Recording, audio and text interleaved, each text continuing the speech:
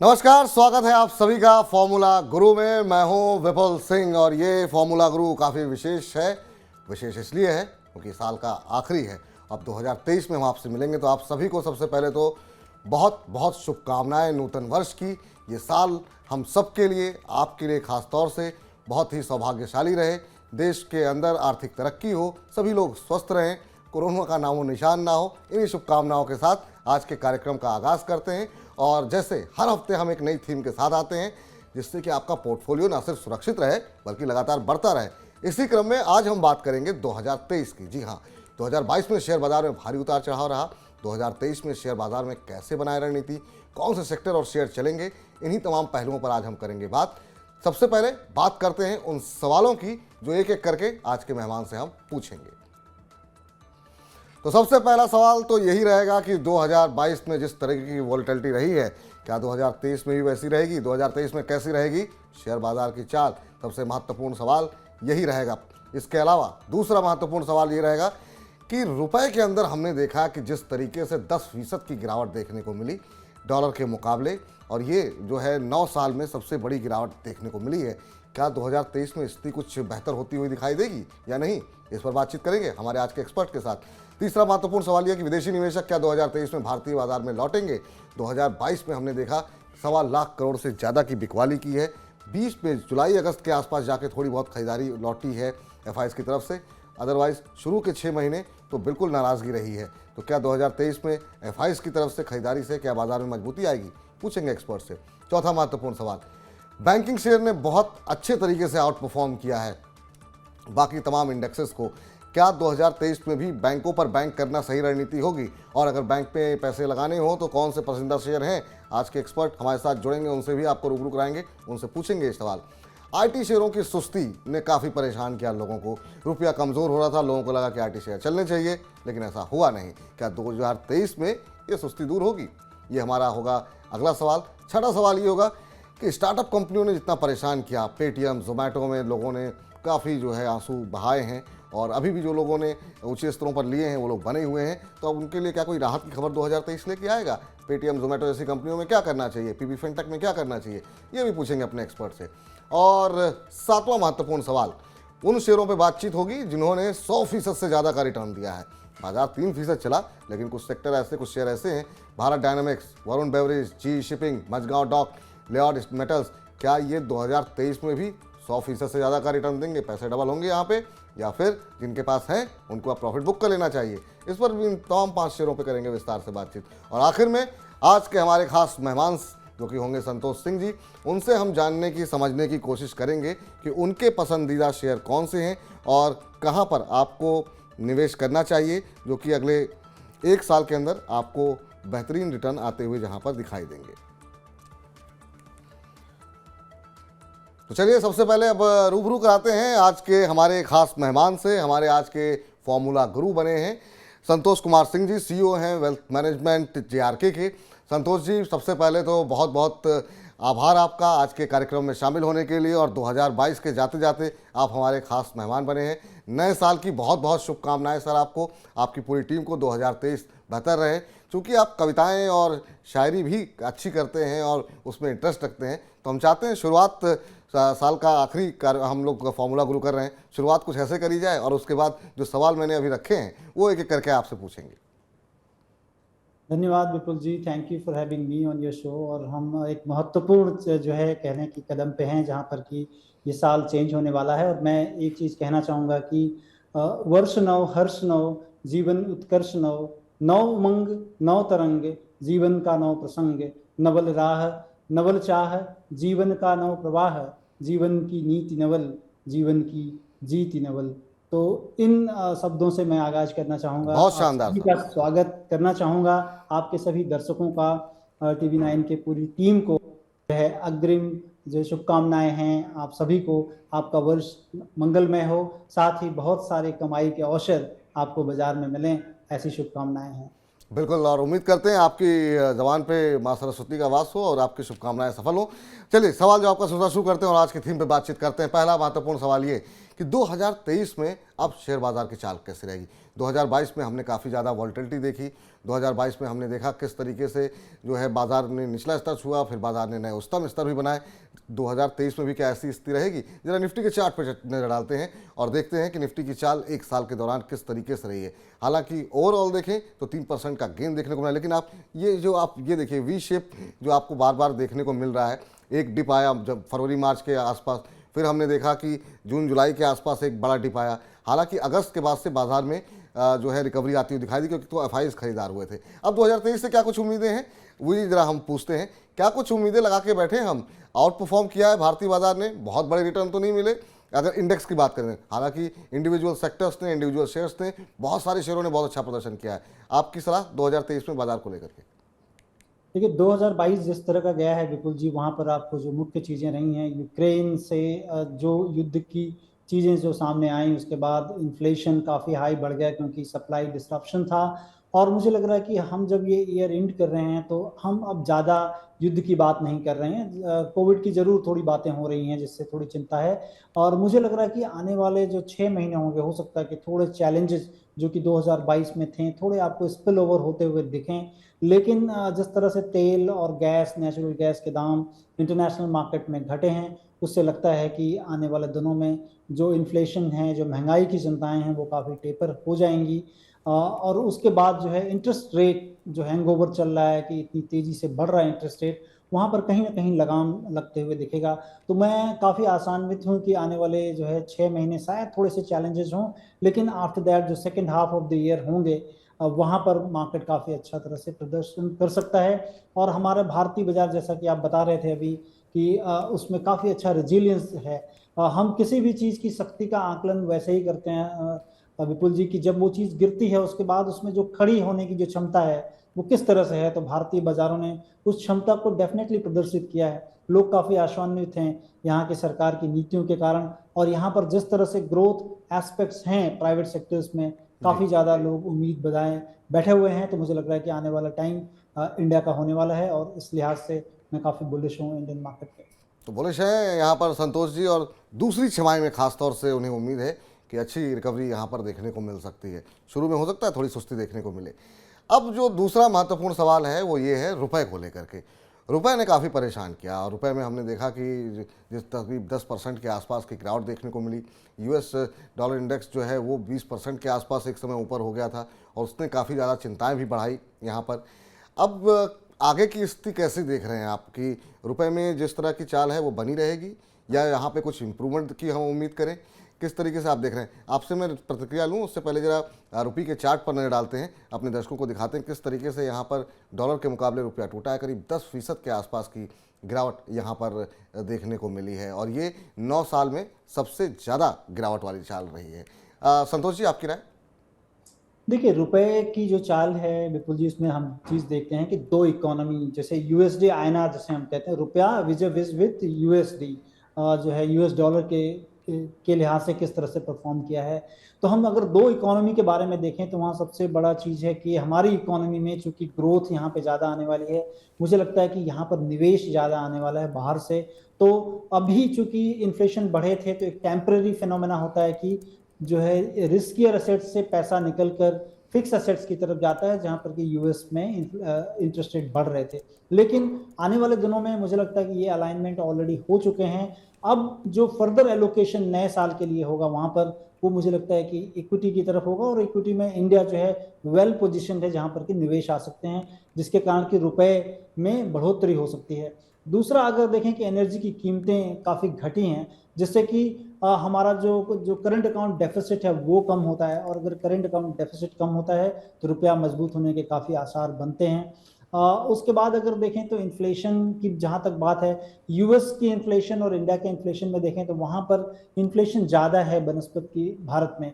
तो ये भी एक फिलिप देता है कि हमारा रुपया कहीं ना कहीं मजबूत हो सकता है। दूसरी करेंसीज के खिलाफ अगर देखेंगे उनके बनस्पत, तो इंडिया के रुपए काफ़ी मजबूत हुआ है, लेकिन यूएस के जो है विजिबिज नहीं हो पाया है। लेकिन आने वाले दिनों में जिस तरह से सारी चीज़ें पैक्ड हैं, मुझे लगता है कि रुपया हैंस फोर्थ यहाँ से काफ़ी अच्छा एप्रिसिएशन होना चाहिए। जी। अब चलिए जो है अगला जो है प्रश्न पूछते हैं, और अगला प्रश्न एफआईज की नाराज़गी को लेकर के है।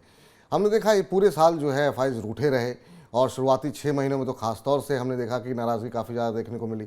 जुलाई अगस्त के बाद जो है हमने देखा कि वापसी होती हुई दिखाई दी। लेकिन ओवरऑल देखें तो इस पूरे साल में करीब 1.33 लाख करोड़ से ज़्यादा की रकम जो है एफआईज ने निकाली है। अब हालांकि इसमें एक पॉजिटिव बात ये रही कि पहली बार भारतीय निवेशकों की ताकत देखने को मिली।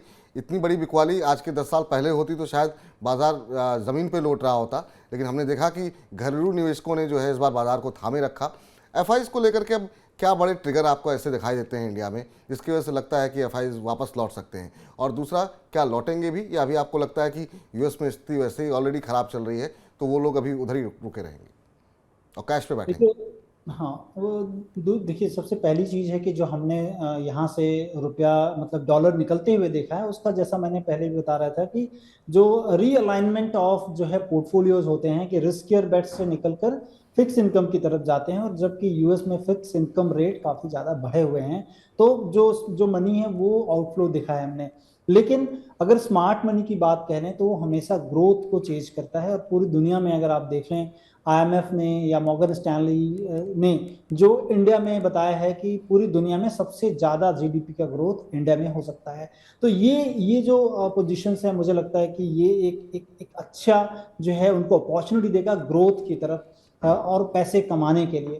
तो ज़रूर जो है एफआईआई का एलोकेशन इंडिया की तरफ आना चाहिए, और यहाँ पर जो मेक इन इंडिया की कह लें बात गवर्नमेंट करती है, या दूसरा जो कह लें कि आत्मनिर्भर भारत, इसके कारण बहुत सारी एक्टिविटी हो रही हैं। आप जीएसटी के कलेक्शंस को देखें, बराबर जीएसटी कलेक्शन बढ़ते जा रहा है, तो ये कहीं ना कहीं एक तरह से इम्पेटस देता है कि ग्रोथ जो है इंडिया में होगी, और जब ग्रोथ होगी तो पैसे भी यहाँ पर आएंगे। तो मुझे लगता है कि एफआईआई डेफिनेटली लौट के आने चाहिए इस साल। 2023 में हो सकता है या फिर होगा ऐसा ऐसा संतोष जी का मानना है कि एफआईज की वापसी जो है 2023 में होने वाली है और ग्रोथ जो है उसको ड्राइव करेगा, क्योंकि अगर देश में प्रगति होगी तो निश्चित रूप से तमाम विदेशी निवेशक जो है यहाँ पर अपने पैसे बनाने के लिए, पैसे लगाने के लिए अवश्य आएंगे। चौथा सवाल जो है हमारा है बैंकिंग सेक्टर को लेकर के। बैंकिंग सेक्टर में बहुत पहले अगर हम बात करें, आज के 6 महीने पहले अगर हम ये चर्चा कर रहे होते तो ज़्यादातर लोगों के पास, खासतौर से जो मिड कैप बैंकिंग सेक्टर था, इंडेक्स था, वहाँ पर हम देखते थे बहुत सुस्त चाल देखने को मिल रही थी। लेकिन पिछले 2-4 महीनों के अंदर हमने देखा कि ज़बरदस्त अपमूव देखने को मिला। लोगों ने बहुत अच्छे पैसे कमाए, लोगों के पैसे डबल तक हुए हैं, 2-3 महीने के अंदर डबल हुए हैं, जो लोग लंबे समय से रुके हुए थे। लेकिन सवाल अब ये है 2023 में क्या शेयर चलेगा? ये चार्ट देखिए जरा, निफ्टी बैंक का आप देखिए किस तरीके का अपमूव जुलाई अगस्त के बाद जो है एक तरफा देखने को मिला है कि लगातार 44,000 को पार कर गया और नया उच्चतम स्तर बैंक निफ्टी ने बनाया। ऊपरी स्तरों से थोड़ी सी गिरावट जरूर आई है मुनाफा वसूली के चलते, लेकिन क्या 2023 में भी बैंकों पर बैंक कर सकते हैं? ये महत्वपूर्ण सवाल है। ये संतोष जी आपसे उत्तर जानना चाहेंगे, और आपके पसंदीदा 2-3 बैंक कौन से होंगे जिन पे आप दाव लगाएंगे? हाँ, बैंकिंग सेक्टर मुझे लगता है कि हेंसफोर्थ भी अच्छा कर सकता है, क्योंकि इंडिया में जो केपेक्स साइकिल है विपुल जी, वो रिवाइव हुई है, और प्राइवेट सेक्टर में अगर देखें बहुत सारी कंपनियां केपेक्स कर रही हैं। पीएलआई की जो स्कीम आई हुई है गवर्नमेंट की, उसमें जो है काफ़ी केपेक्स कर रही हैं कंपनियां, नए नए निवेश हो रहे हैं। तो और इस निवेश में जो पैसे लगेंगे उसको सपोर्ट कौन करेगा? बैंकिंग सिस्टम करेगी। और हाल फिलहाल हमने लास्ट के 2 क्वार्टर में बैंकिंग सेक्टर में जिस तरह का लोन ग्रोथ देखा है वो बहुत ही रोबस्ट है। मतलब पिछले कई सालों में ऐसा देखने को नहीं मिला है। मोस्ट ऑफ द बैंक जो एफिशिएंट बैंक हैं वहाँ पर 20% के करीब लोन ग्रोथ देखने को मिला है। आने वाले दिनों में ये सारी चीज़ें जारी रहेंगी। दूसरा जो स्ट्रक्चरल चेंजेस हुए हैं एनपीए रेजोल्यूशंस का, या एनपीए जो है वो फिर से एक स्टैंडर्ड एसेट में कन्वर्ट होती जा रही हैं, बैंकों के एनपीए लगातार गिरते जा रहे हैं, ये भी एक फिलिप देता है उनकी कैपिटल को। और इस लिहाज से मुझे लगता है कि बैंकों के पास इनफ कैपिटल भी है ग्रोथ करने के लिए। और जो इकोनॉमी ग्रोथ करेगी इंडिया की, जैसा कि सब मानते हैं कि भारत एक तीसरी महाशक्ति के रूप में, इकोनॉमिक पावर के रूप में उभरेगा, और जब कोई भी इकोनॉमी इतनी बड़ी होती है तो उसमें पैसे की ज़रूरत होती है डेफिनेटली, इंफ्रास्ट्रक्चर में कह लें या कंपनियों के बड़े केपेक्स में। तो बैंक्स मुझे लगता है कि हेंसफोर्थ अच्छा करेगी। और जहाँ तक एफिशिएंट बैंकों की बात है तो प्राइवेट बैंकें को अगर देखें तो वहाँ पर आईसीआईसीआई बैंक मेरी पसंद होगी। दूसरी अगर सरकारी बैंकों में देखें तो मुझे लगता है कि वहाँ पर state bank of India, Canara bank और बैंक ऑफ बड़ौदा, ये 3 बैंकें मुझे काफ़ी ज़्यादा पसंद हैं, जिनके स्टैंडर्ड एसेट्स हैं, लोन ग्रोथ काफ़ी हेल्दी है जी। और आने वाले दिनों में ये सारे वेल कैपिटलाइज्ड हैं। तो निजी बैंकों में आईसीआईसीआई बैंक 2023 में आपको अच्छा रिटर्न दे सकता है। प्राइवेट में सरकारी बैंकों में, पीएसयू बैंकों में state bank of India, Canara bank, bank of Baroda, ये संतोष जी की पसंदीदा कंपनियां हैं। तो अगर आप भी 2023 में निवेश करने की सोच रहे हैं बैंकिंग शहरों में ही, तो यहाँ पर आप नज़र बना सकते हैं। अब बैंक हो गया जिसमें कि हमने देखा पूरी तरीके से आउट परफॉर्म किया। अंडर परफॉर्मेंस की बात करें तो हमने देखी आईटी शेयरों में। रुपया कमज़ोर हो रहा था, उम्मीद थी कि आईटी शेयर तो चलने चाहिए, ऐसा हुआ नहीं। आईटी शेयरों को लेकर के बहुत सारे कंसर्न भी आने लगे और अभी भी अमेरिका में मंदी की आशंका से लोग इनकार नहीं कर रहे हैं। तो संतोष जी, आईटी शेयरों में अभी दूरी बना करके चलनी चाहिए या आपको लगता है कि इनकी सुस्ती 2023 में दूर होगी? और आपके पसंदीदा आईटी शेयर कौन से हैं? देखिए, मुझे लगता है कि विपुल जी, आईटी क्षेत्र जो है अभी अंडर परफॉर्म किया है, क्योंकि यूएस या कह लें कि यूरोपियन नेशंस में हम देख रहे हैं कि रिसेशन की बहुत सारी चिंताएं हैं, जिसके कारण कि अगर वहाँ की इकोनॉमी रिसेशन में जाएगी, इन सारी आईटी कंपनियों का जो रेवेन्यू डिपेंडेंसी है वो इन सारे देशों में है। तो लेकिन अगर हम कमेंट्री की देखें, कंपनियों से कमेंट्री की बात कर लें, उनके जो भी जो मैनेजमेंट कमेंट्री है उसको देख लें, या फिर एक्चुअल में क्या हुआ है इस क्षेत्र में, तो ईपीएस जिस तरह से लोग उम्मीद लगा रहे थे या मार्केट जो उम्मीद कर रहा था कि काफी नीचे जा सकता है ईपीएस, वो चीजें हुई नहीं हैं। एनालिस्ट की अगर कह लें कि जो एस्टिमेट्स हैं वो भी पहले से थोड़े कम हुए हैं, लेकिन प्राइसेस में बहुत बड़ा करेक्शन देखने को मिला, क्योंकि मार्केट हमेशा ग्रीड एंड फियर फैक्टर पे चलता है, और फियर काफी ज्यादा मार्केट में था कि आने वाले दिनों में कॉन्ट्रैक्ट रिवीजन हो जाएंगे या इनके कॉन्ट्रैक्ट कैंसिल हो जाएंगे, नए कॉन्ट्रैक्ट्स नहीं मिलने की आशा होगी। इसके कारण आईटी के क्षेत्र में काफी दबाव दिखा है। लेकिन मुझे नहीं लगता, क्योंकि अगर आप मॉर्गन स्टैनली की रिपोर्ट पढ़ लें जहां पर कि वो बताते हैं कि ये इंडिया का डिकेड होने वाला है, उसमें इंडियन आईटी सेक्टर में काफी बड़ी ग्रोथ की आशा कर रहे हैं वो, क्योंकि पूरी दुनिया में जिस तरह से डिजिटाइजेशन की बात हो रही है और एक नए दौर का मतलब एक नया जमाना जहां पर हर कुछ चीज डिजिटाइज हो जाएगी, तो वो चीजें में इन लोगों को काफी काम मिलने वाला। तो मुझे लगता है कि ये जो अंडर परफॉर्मेंस है, यहाँ कहीं ना कहीं अपॉर्चुनिटी है।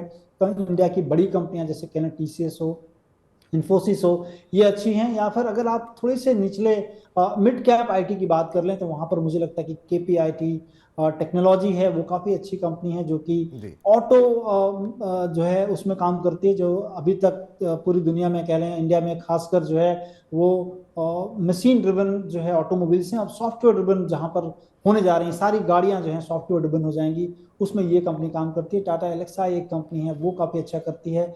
एलटीटीएस है, एलटी की कंपनी है। ये 5-6 कंपनियां हैं जो कि काफी जी। अच्छा करती हैं। मुझे लगता है कि इन कंपनियों में आपको गिरे हुए भाव पे जरूर निवेश करना चाहिए। तो ये जो गिनी चुनी कंपनियां बताई गई हैं, अगर आईटी में निवेश, क्योंकि शेयर ऑलरेडी ऊपर से काफ़ी नीचे आ चुके हैं, वैल्यूएशन आकर्षक हैं और भरोसा है संतोष जी का कि आने वाले दिनों में ये शेयर चल सकते हैं, तो आप 2023 के लिए अपनी रणनीति इन शेयरों में अपने वित्तीय सलाहकार की मदद से ले सकते हैं, जिसमें केपीआईटी का नाम है और भी 2-3 कंपनियां बताई गई हैं, एलटीएसएस का नाम है, इन पे आप दांव लगा सकते हैं। लेकिन इस बीच अगला महत्वपूर्ण सवाल जो है वो स्टार्टअप को लेकर के 2022 में स्टोरी बड़ी प्यारी लग रही थी जब शुरुआत हुई थी, जिसमें हम देख रहे थे जोमेटो ने पैसे डबल कर दिए, फिर पेटीएम आई। लेकिन जैसे जैसे साल भी था, ये पूरी स्टोरी जो है ऐसा लगा कि एक बबल था जो कि बस्ट हो गया है। अब 2023 से क्या कुछ उम्मीदें हैं? वैल्यूएशन को लेकर के तमाम सवाल उठने लगे हैं। आपको आप क्या मानना है? पेटीएम, पीबी फिनटेक, ये जोमेटो, इन तमाम कंपनियों में अभी क्या करना चाहिए? क्या अगर दूरी बनी है तो बनाए रखें, या जिनके पास ऊपरी स्तरों पर हैं उनको क्या एक बार नुकसान बुक करना चाहिए या होल्ड करना चाहिए? देखिए, अगर आप ऊपरी स्तरों पर फंस चुके हैं, तो आपको बराबर क्वार्टरली रिजल्ट्स पे ध्यान रखना चाहिए कि कंपनियों के कैश फ्लो किस तरह से आ रहे हैं, या कंपनियां लगातार कैश बर्न कर रही हैं। मोस्ट ऑफ द कंपनी जो कि न्यू एज टेक्नोलॉजी कंपनियां थी, उसमें हमने देखा है कि कंपनियां प्रॉफिटेबिलिटी जो जैसी बात कर रही थी आईपीओ के समय, उसके बाद उन्होंने उन सारी चीज़ों पर जो है निराशाजनक प्रदर्शन किए हैं, जिसके कारण कि मार्केट ने इनकी काफ़ी पिटाई की है। और जब इकोनॉमी रिसेशन की बात हो और सारी दुनिया में चिंताएं हो रिसेशन की, तो उस समय ग्रोथ स्टॉक थोड़े टेपर होते हैं, और हमने आईटी क्षेत्र में देखा है ऐसा होते हुए। तो कैश अगर जनरेट कर रही हो कंपनियां, जो कि मुझे लगता है कि इन सारे क्षेत्र, इन सारी कंपनियों में जोमेटो कहीं ना कहीं जो है ब्रेक इवन के पास आने की बात हो रही है, लग रहा है कि शायद ब्रेक इवन पे आ जाएगा, तो आपको हमेशा ये ध्यान रखें कि कौन सी कंपनी आउट परफॉर्म करने जा रही है या कैश जो है वो जनरेट करने की कगार पे आ चुकी है और वहां से एक नया जंप ले सकती है। तो कैश को हमेशा ध्यान रखें कि कंपनी कैश जनरेट कर रही है कि नहीं। कैश बंद करती हुई कंपनियां, मुझे लगता है कि मार्केट अब शायद ज्यादा इम्पेशेंट हो गया है, अब आपको परफॉर्म करना होगा, और जो कंपनियां परफॉर्म नहीं करेंगी वो पेरिश होंगी। तो मुझे लग रहा है कि आपको अच्छी कंपनियों को चुने, और बहुत कम मिलेंगी आपको इन फिनटेक कह लें या प्लेटफॉर्म जैसे बिजनेसेस में।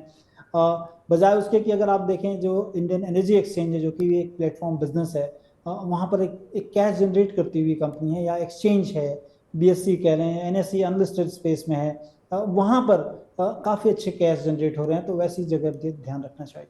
जी। अब चलते हैं, कुछ एक कंपनियां हमने आइडेंटिफाई की हैं और ख़ास तौर से वैसी कंपनियां जिसका कि हमने सवालों में जिक्र भी किया, जिनमें हमने देखा कि एक अनयूजुअल मूव देखने को मिला। इसमें बहुत सारी कंपनियां हैं, इसमें भारत डायनेमिक्स है, वरुण बेवरेज है, G shipping, Mazagon dock, Lloyd metals है। ये सब कंपनियां बहुत सारी हैं, लेकिन हमने सिर्फ 5 कंपनियां डिस्कस करनी चाहिए कि हम आपसे डिस्कस करें। जरा एक करके चार्ट लाते हैं और उसके बाद इस चर्चा को आगे बढ़ाते हैं। सबसे पहले बात करेंगे भारत डायनेमिक्स की। यहाँ पर हमने देखा करीब 170-180% के आसपास का रिटर्न आता हुआ दिखाई दिया है। आप देख सकते हैं यहाँ पर कि ये करीब 400 रुपये का शेयर अब 950 के ऊपर ट्रेड कर रहा है, और 2022 जनवरी फरवरी के आसपास ये 400 रुपये के आसपास का था। तो अच्छा खासा रिटर्न यहाँ पर देखने को मिला है, और इस पूरे सेक्टर को लेकर के बहुत सारी थ्योरीज हैं। सर, आपकी सलाह क्या रहेगी भारत डायनेमिक्स को लेकर के आने वाले दिनों में? जिनके पास हैं उनके लिए क्या सलाह है? मान लीजिए अगर कोई व्यक्ति नया निवेश करना चाहता है, क्या 950 की वैल्यूएशन आपको आकर्षक लग रही है? क्या यहाँ से भी और ज़्यादा आप मूव देखने को मिल सकते हैं? आपकी सलाह। देखिए, जिस तरह से भारत डायनेमिक्स में गेन आए हैं, तो सरकार की जो नीति है आत्मनिर्भर भारत, और डिफेंस में सरकार कह रही है कि आने वाले 5-7 सालों में हम पूरी तरह से जो है एक बड़ा पाई होगा जो कि हम ऑर्डर देते हैं बाहर में, वो सारा इंडिजिनस हो, मतलब भारतीय रूप से हम उसको प्रोक्योर करें। और उसमें ये कंपनी काफ़ी अग्रगणी है, और मुझे लगता है कि इन स्तरों पे तो आपको 10-15% अगर नई खरीदारी की सोच रहे हैं, उससे ज़्यादा न करें। आपको मार्केट करेक्शन में अगर ये मिलता है, यहाँ से 20-30% के करेक्शंस अगर आते हैं, तो मुझे लग रहा है कि वहाँ धीरे धीरे आपको एक्यूमुलेट करना चाहिए। अगर आपका पुरानी खरीद है तो मुझे लग रहा है होल्ड करें, क्योंकि आने वाले दिनों में ये इन कंपनियों का ऑर्डर स्वेलिंग हो रही है, मतलब बहुत सारे ऑर्डर्स इनको मिल रहे हैं प्रोक्योरमेंट के लिए, जो कि इंडिजिनस प्रोक्योरमेंट करेंगी पूरी हमारी सेनाएं। तो ये पूरा सेक्टर मुझे लगता है कि एक हैपनिंग होगा, और इस सेक्टर में आपके पास इस निचले स्तरों पे है तो डेफिनेटली आपको होल्ड करना चाहिए। जी, तो जिनके पास निचले स्तरों पर हैं वो होल्ड करके रखें, शेयर में बने रहने की सलाह यहाँ पर संतोष जी की तरफ से दी गई है। लेकिन नया निवेश करना चाह रहे हैं तो आप थोड़ा सा रुक जाएं। अगर यहाँ पे करेक्शन कोई आता है 20-25% के आसपास का, तो फिर आप फ्रेश एंट्री ले सकते हैं।